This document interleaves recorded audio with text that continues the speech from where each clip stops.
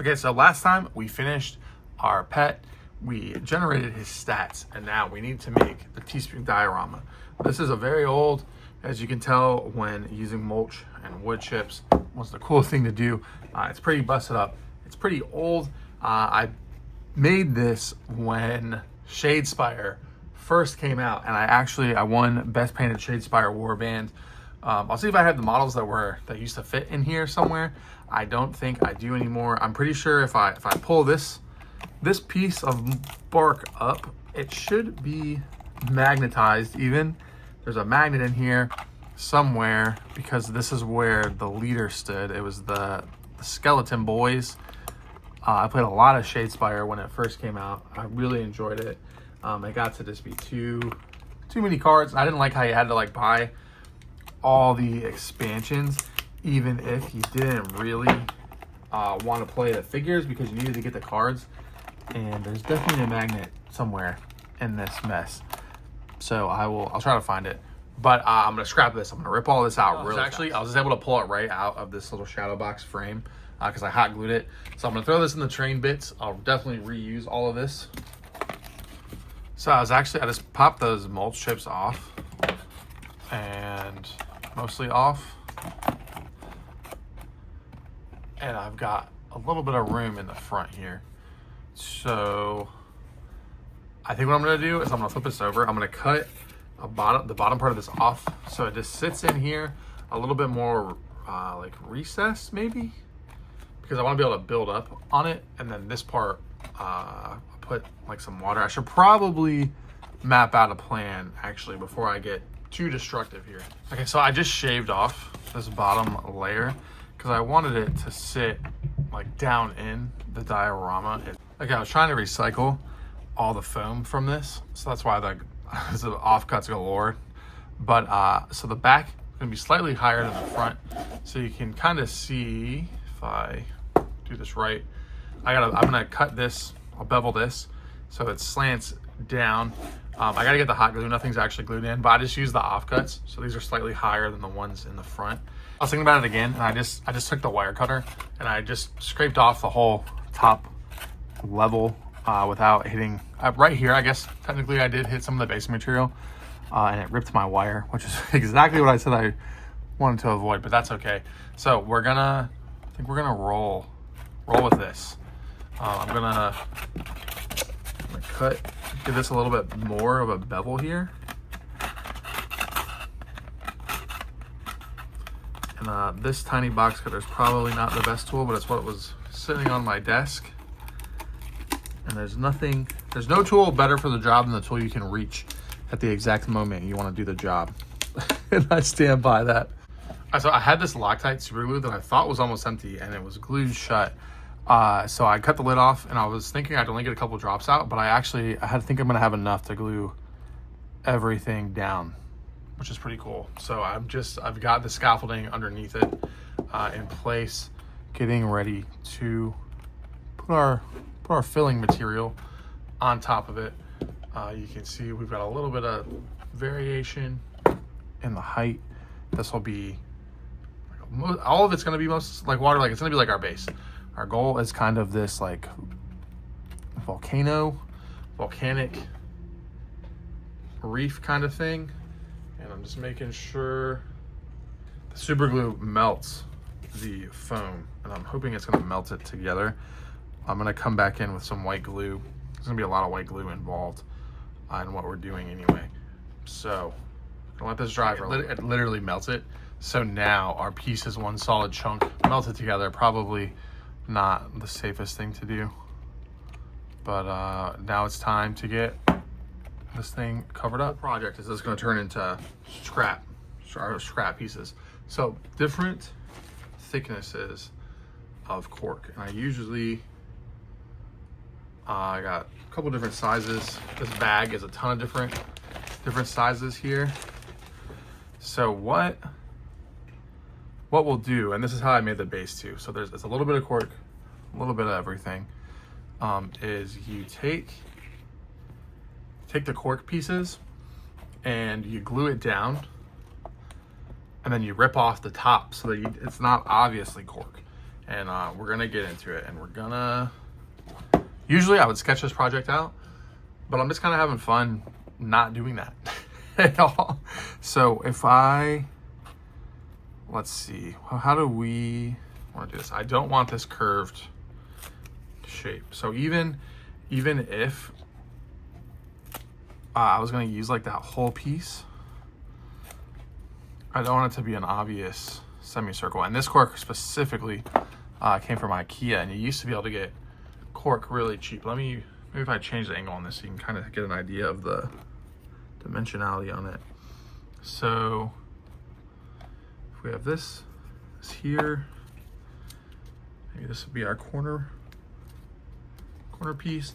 And so if you come in, and it's easier once it's based, because once it's based, like I'm gonna simulate that it's based. If you have it, like if you're making a base for a model, you can come in and you can actually use a pair of pliers and like just rip the top off of it. And like I'm intentionally not just like plucking it. And in some cases you can, but when you do that, you expose like the more, I don't know, fibrous is the word I'm looking for. You get that texture, and it's not just an obvious piece of cork. You know, I think it's really easy to just throw cork on a base, and no matter how you paint it, it's gonna look like cork, because very few places in nature are actually flat on the top. So now by ripping off the top and getting it down in there, you can see the difference, hopefully. And I'm gonna save all this cork that I've ripped off here, all these chunks, and I'm gonna mix this in later with some PVA glue, Elmer's glue, and paint, and that'll help make the texture merge in with the rest of this. So this is, again, we're just gonna go, and it's easier if you have longer fingernails. And you don't want to use a knife here. You don't want to cut it. If you, like I said, you can use the pliers, but you have to be careful using pliers too, because it can become obvious, and you can just kind of like scrape it, mess with it. You just want to rough up that texture so that it's not obvious. And you can leave some flat spots. Like once you get going, it's okay to leave a little bit of flat spots. But this is like that secret to using cork and having it not just be like, oh yeah, that dude threw some cork on that.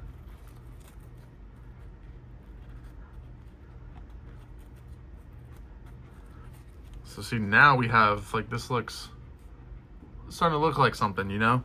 Maybe I'll throw this piece in the corner to hide what we have going on here. I think I just need to cut this piece of mulch out of here entirely, and make sure you put your finger right in the line of the razor blade, the dull razor blade too, so optimum safety. That's not professional advice. You're responsible or whatever. If you're dumb enough to listen to me, that is your own fault. So now we can chuck this in the corner to hide that, maybe. Corner boy, little corner boy. And I'm not gonna make you watch me dig all the cork off the top. I'm just gonna plan it out, and you see, you just, like, you pull it and roll it back, and that's how you can break off the edges. Because if you're breaking stuff off, like, you can take off a ton of your cork, like I just did there. I just did exactly what I was telling you not to do, like I always do. Okay. And we're just, remember, I want to save all that, but I also want you to be able to see what I'm doing here. And before we glue, actually, I don't know, we'll probably put some cork down in here too. And I'm gonna use cork at different sizes. So I've got those 3 big pieces. That's this thicker cork. And we've got to use some cork in here to mix up this coastline, shoreline, whatever it's gonna be, this whole.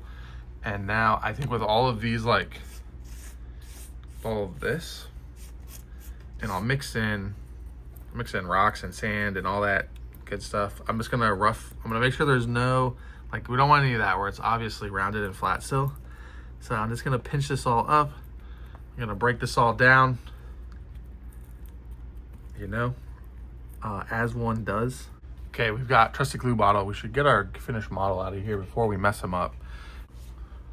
I just want to show you this before. I'm just gonna come in and I'm gonna score the bottom of this with our knife, because we want places for the glue to soak up into the piece of cork. I'm gonna do this on all the bigger pieces. The smaller ones, it's not a big deal, but we definitely wanna rough up the bottom of this, or otherwise it'll all just peel off. Okay, so I kept this one intentionally flat because I just wanted a flat platform to work with.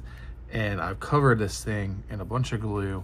And now you can see, I wanted to make sure I had these holes filled in, but I didn't want to make it obvious. Like if there's holes that are obviously filled in, then you just have obviously filled holes. You know what I mean? So I'm just building up texture. And this stuff isn't gonna be perfectly locked in at this stage, but there's gonna be so many other layers that go on top of this that it's okay. And so I'm breaking everything up at a finer level again, just grinding it in and trying to find some of the finer pieces of cork, just so you don't want to have an obvious glue line if you can help it, because that's just less things you have to pick. And I honestly should probably have gone and gotten some sand, and that's going to be the next step anyway. So I pull this stuff off of here, finish up this coastline, and I'm working on my cutting mat because there's definitely going to be glue that falls and slips in between the cracks and everything.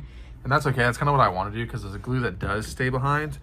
Yeah, and there's big puddles of glue underneath me, which is fine. It's just gonna happen, you know. That's just what this will, however much glue you think you need, do way more and just have something good that's gonna catch it, you know. And so we're just gonna fill in this crack now with all of our little chunks.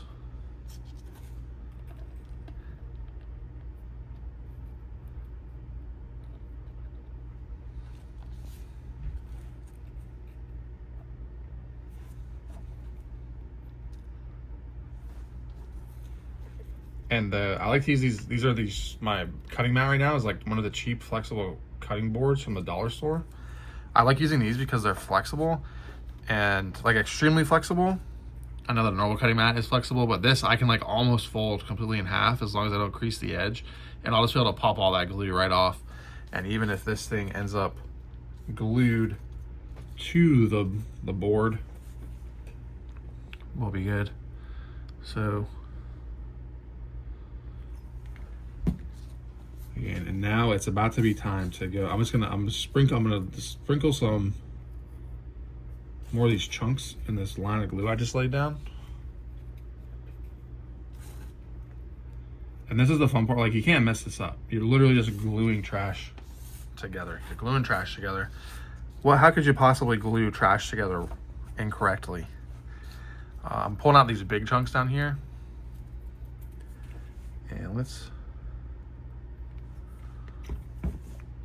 And this glue mixture is not just glue, it's glue and isopropyl alcohol, which is why it looks, I probably honestly need to add a little bit more isopropyl alcohol, but it's gonna flow down into the cracks and everything.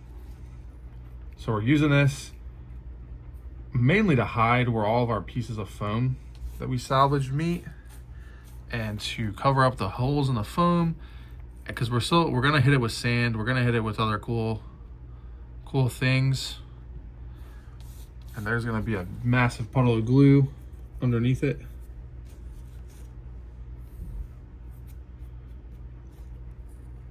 But now we get this foundation in here, and things won't look so bad. Goal is to get all this trash glued together tonight, get the sand on it. I'm gonna let this dry a little bit before I add the sand because I don't want the sand to just obliterate everything.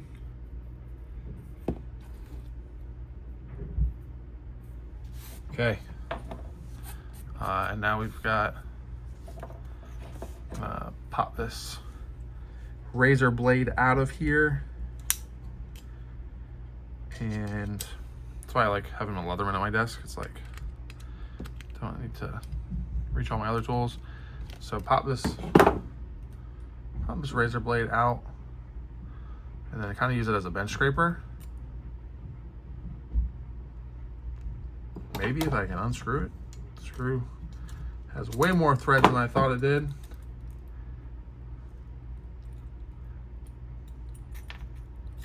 Okay, so like, come here. You know, just gonna scrape all this stuff to the end. So for my big chunky boys.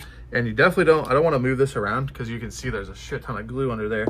And as long as none of the glue hits out to my edge, I mean, even if it does glue itself, it's Elmer's glue, so I'll just be able to pry it off the bottom.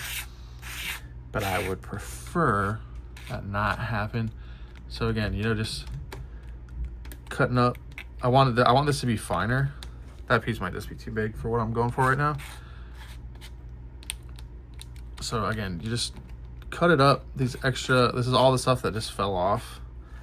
And now I can pinch it and just get it in. I'm putting this where any place where the glue has puddled, because even with basing texture, it's going to be hard to correct a glob of puddled ink or puddled glue. And that's also why I was saying I probably should have more isopropyl alcohol in here, because if you have enough isopropyl alcohol, it'll just keep flowing and it won't puddle up in obvious puddles.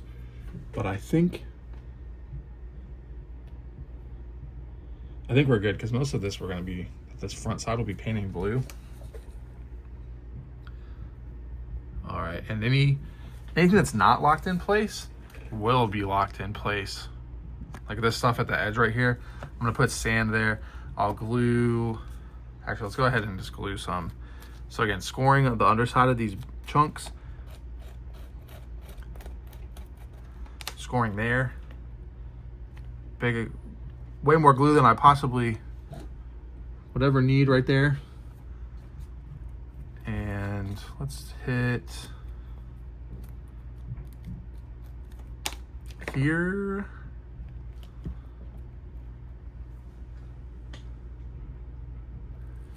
And again, we're using the chunks of cork now to break up the space and just make it look organic.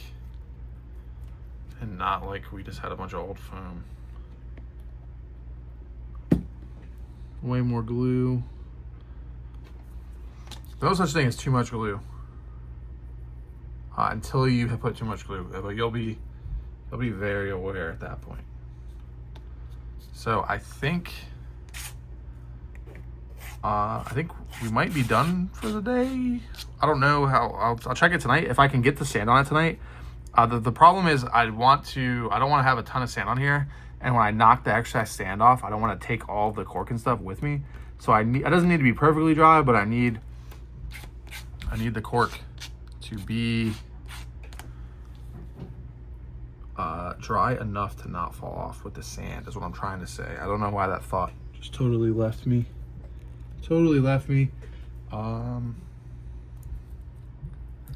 And as you get towards the end, you'll see the spots. Like over here doesn't have anything, over there doesn't have anything. Let's just put a dollop of glue, and this is our last little bit of cork. This just needs to be enough to tack it down. You can kind of see, like I want there to be obvious spots where I'm just gonna bop my guy around, so I can move him around here.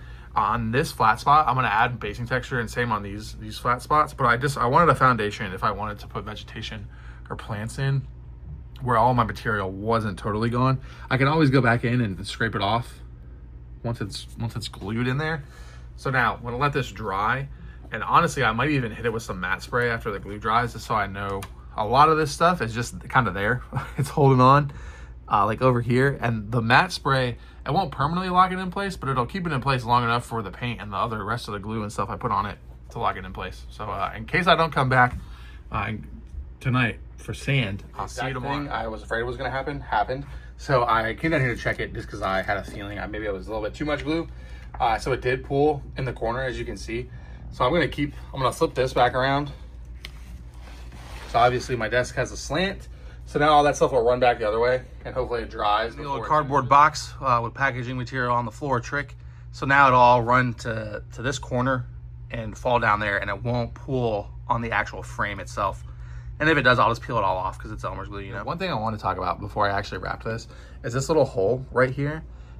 Things like this are spots where you can add character elements or characterful, is that a word? Elements to the diorama that really like kick it up a notch. So like I could put a skull down in there. I could put maybe like the glint of some treasure down there. I could put a tentacle coming out. I could put a claw coming out. There's just something there, and I'm intentionally gonna leave that crevice in there because it'll draw the eye. The people, you want to put little Easter eggs in for people who are actually looking at the diorama to find. So I don't know. I'm pretty happy with how this looks already. Actually, it's turning out great. I got to paint that bell-looking guy in the back soon. My plan is to have that done this week for the competition, the bell-looking competition. And I need to paint something for Westphalia's competition too. That's due on the 3rd. But here we go. It's already looking pretty good, in my opinion, even though we're still in the trash glue phase. See you tomorrow.